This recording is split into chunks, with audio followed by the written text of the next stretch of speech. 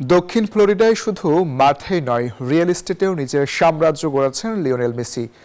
ব্রিকেলের বিলাসবহুল সিপ্রিয়ানি রেসিডেন্সে 4টি অ্যাপার্টমেন্ট কেনার মাধ্যমে শহরটির সঙ্গে সম্পর্ক আরও গভীর করলেন আর্জেন্টাইন কিংবদন্তি। যুক্তরাষ্ট্রের 1 নম্বর জিম চেইন গোল্ড জিম এখন আবারও বাংলাদেশে।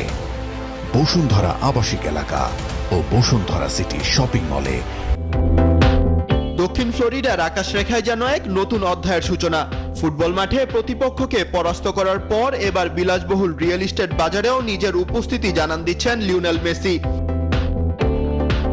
মায়ামির ব্রিকেল এলাকায় নির্মাণাধীন 80 তলা সিপ্রিয়ানি রেসিডেন্স ভবনের শীর্ষতলায় 4টি বিলাসবহুল ইউনিট কিনছেন আর্জেন্টাইন বিশ্বকাপজয়ী খেলোয়াড়।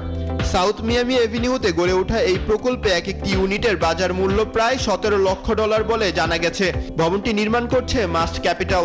2028 সালে নির্মাণ কাজ শেষ হওয়ার কথাও রয়েছে।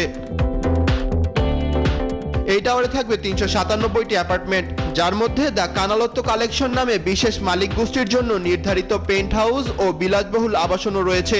360 degree panoramic view, swimming pool, ব্যক্তিগত স্পা সেন্টার, ফিটনেস সেন্টার ও গলফ সিমুলেটর সহ থাকছে নানান রকম বিলাসবহুল সুবিধা। এর আগে 2023 সালে ইন্টার মায়ামিতে যোগ দেওয়ার পর ফোর্ট লডারডেলে $1.7 লক্ষ ওয়াটার ফ্রন্ট ম্যানশন কিনেন মেসি। এছাড়াও সানি আইলস বিচের পোর্শে ডিজাইন টাওয়ারেও রয়েছে তার আবাসন। বর্তমান চুক্তি অনুযায়ী 2028 সাল পর্যন্ত মায়ামিতে থাকছেন মেসি। তাই প্রশ্ন উঠছে, এ কি শুধুই বিনিয়োগ নাকি দক্ষিণ ফ্লোরিডাতেই গড়ে উঠছে মেসির স্থায়ী সাম্রাজ্য? মাহাদি হাসান, নিউজ 24।